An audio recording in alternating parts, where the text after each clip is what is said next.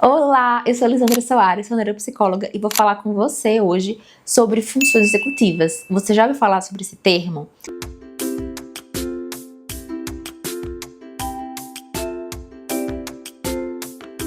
Funções executivas nada mais são do que funções localizadas na área pré-frontal.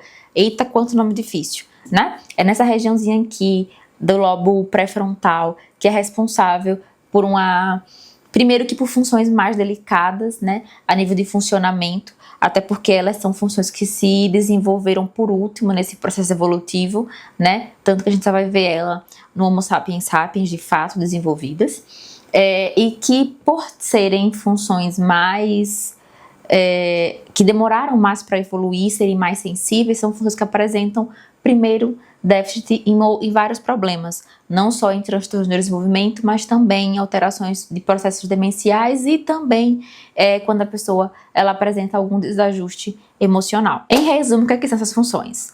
As funções executivas são funções responsáveis por nos ajudar a resolver problemas do dia a dia de maneira racional, prática, prevendo possíveis desfechos, né, controlando nossos impulsos primitivos.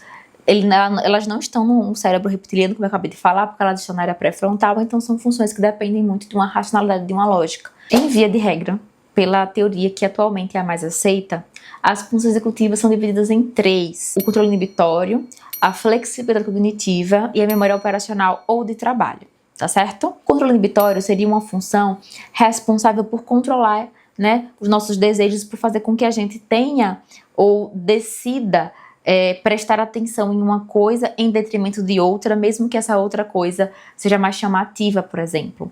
E o controle inibitório, ele é um processo, né, de uma função que é muito importante para o desenvolvimento posterior do controle de impulsos, né, que eu quero bater em alguém, não vou, quero arrastar a cara de alguém no asfalto, não vou também, só passar ali na linha do pensamento. Enfim, o controle inibitório, consequentemente, é muito importante para o desenvolvimento do controle de impulsos. Em resumo, essa função ela é primordial para que a pessoa consiga controlar os seus desejos. Logo, uma pessoa que tem uma alteração no controle de impulsos pode apresentar dificuldade de controle em relação a compulsões, seja por compra, seja por comida. Também pode apresentar, a depender do grau de comprometimento, e óbvio que relacionado com outros problemas executivos, né? Transtorno de conduta. Pessoas com TDAH também podem apresentar uma alteração nessa função, o que vai ser o início da dificuldade do processo atencional, por exemplo, porque a pessoa não vai conseguir controlar em que ela quer ou em que ela precisa prestar atenção. A segunda função que eu citei foi a flexibilidade cognitiva, que acaba estando alterada em transtornos como autismo, toque, dentre outros. A questão é que a flexibilidade cognitiva é a capacidade que o indivíduo tem de flexibilizar o pensamento frente a demandas, tá certo?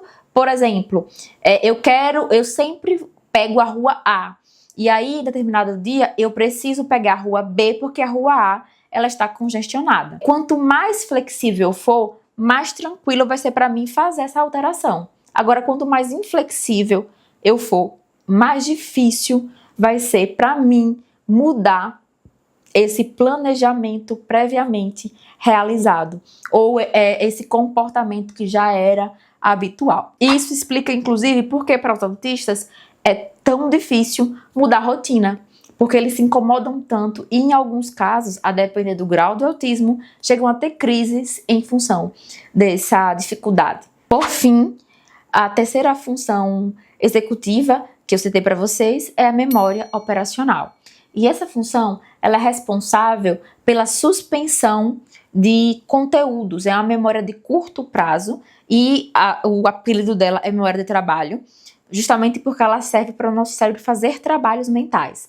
Por exemplo, para você responder, né, uma conta de mais, você precisa suspender a informação do que significa a conta de mais, suspender a informação que você adquiriu no seu cérebro de quanto é de número, do ponto de vista numérico, quantas unidades significa 5, né, e quantas unidades significa 3, para conseguir mentalmente fazer 5 mais 3 igual a 8.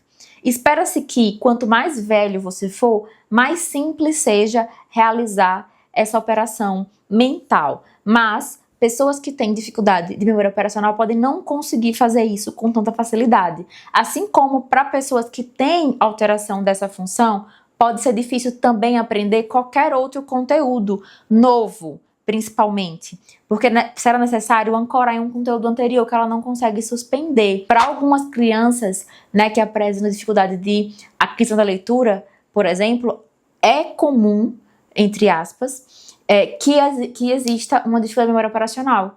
Porque a memória operacional é uma prerrogativa, ela é uma função importantíssima para o desenvolvimento da consciência fonológica que vai ajudar a criança a realizar o processo de aprendizagem. Não está dentro da teoria mais aceita, mas a organização ou a execução de todas essas funções juntas ajuda o indivíduo a realizar planejamentos.